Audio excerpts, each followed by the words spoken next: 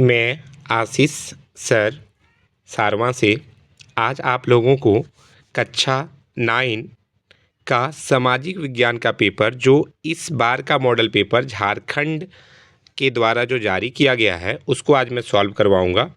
चलिए आप लोग थोड़ा ध्यान से देखते चलिए और अगर कुछ दिक्कत होगा तो आप पूछ लीजिएगा।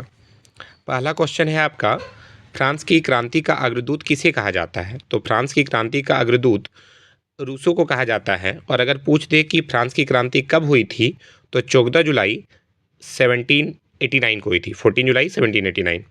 किन वस्तुओं पर अप्रत्यक्ष कर लगाया गया था? तो नमक और तंबाकू पे अप्रत्यक्ष कर लगाया गया था।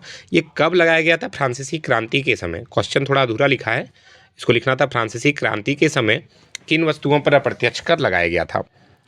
अगला है, लेनिन ने अपने अप्रैल थीसिस में जो मांगे रखी थी उसमें कौन सी मांग को शामिल नहीं किया गया था?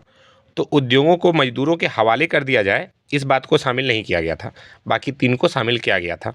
आपका एग्जाम में उल्टा भी पूछ सकता है, ये 3 दे देगा और चौथा ऑप्शन दे देगा इनमें से सभी, तो इनमें से सभी कर देंगे। रूस के स्थानीय स्वशासी संगठन क्या कहलाते हैं? तो सोवियत कहलाते हैं।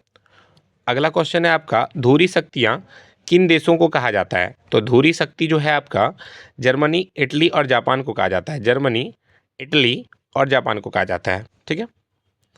अगला है, किस संधि के द्वारा जर्मनी पर कठोर और अपमानजनक शर्तें सौंप दी गई थी? तो वर्साई की संधि के द्वारा। ठीक है, क्योंकि उस वक्त शायद जर्मनी में बहुत क्राइसिस वगैरह हो गया था, इसलिए ऐसा हुआ था। 1864 में किसने भारतीय वन सेवा की स्थापना की? तो ब्रेंडिस ने की थी। ठीक है। कलांग कौन थे? इसमें हम थोड़ा डाउट में हैं, लेकिन ये आपका गरीब मछुआरे ही होगा, लेकिन एक बार देख लीजिएगा आप लोग। ठीक है, 8 नंबर में थोड़ा डाउट है हमको, बट सही है, गरीब मछुआरे ही होना चाहिए। ये आपका लास्ट वाला चैप्टर का है, इतिहास का। बुगियाल क्या है? तो ऊंचे पहाड़ों पर स्थित घास के मैदान को बुगियाल कहा जाता है। ऊंचे पहाड़ पर जो स्थित घास के मैदान है उसे बुगियाल कहा जाता है।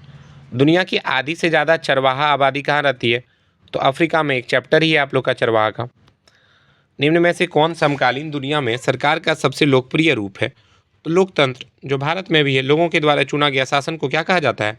लोकतंत्र कहा जाता है, ध्यान रखिएगा। इनमें से कौन सा तर्क लोकतंत्र के पक्ष में अच्छा नहीं है? कौन सा अच्छा नहीं है? तो इसमें क्या कहा जा रहा है? लोकतांत्रिक एक। देखिए 12 नंबर क्वेश्चन है आपका, इनमें से कौन सा तर्क लोकतंत्र के पक्ष में अच्छा नहीं है?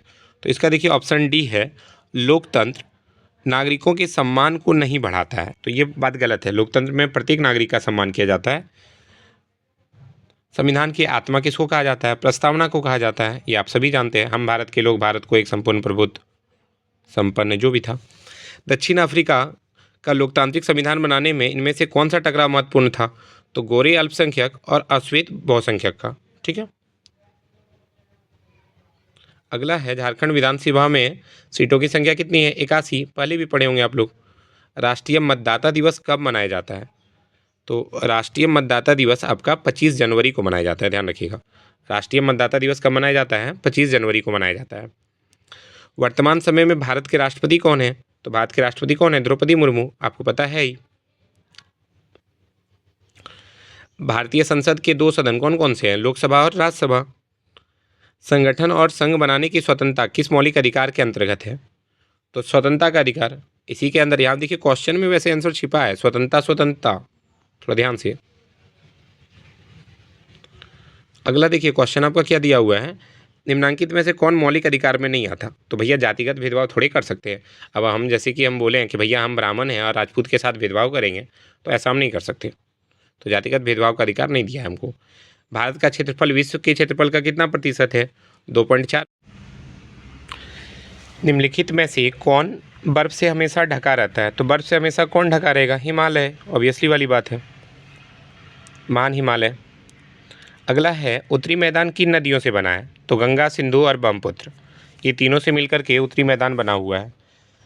प्रायद्वीपीय नदियाँ होती है, प्रायद्वीपीय नदियाँ क्या होती है ये आप लोग डिसाइड कीजिएगा, एक छोड़ दे रहे हैं। कौन सी लवणीय झील है? तो भैया ये तो आप लोग पहले से जानते हैं, सांभर, निश्चित सा बात है, पढ़ा हुआ चीज़ है। सांभर में क्या होता है? नमक वाला पानी होता है। अगला है, कौन जलवायु को प्रभावित करने वाला कारक नहीं है? तो मौसम, समाचार। समाचार के कारण कोई जलवायु प्रभावित थोड़ी होता है। भारत में मानसून का आगमन कब होता है? तो जून के प्रारंभ में। नागफनी किस वनस्पति क्षेत्र में पाई जाती है? तो उष्णकटिबंधीय पतझड़ वन क्षेत्र।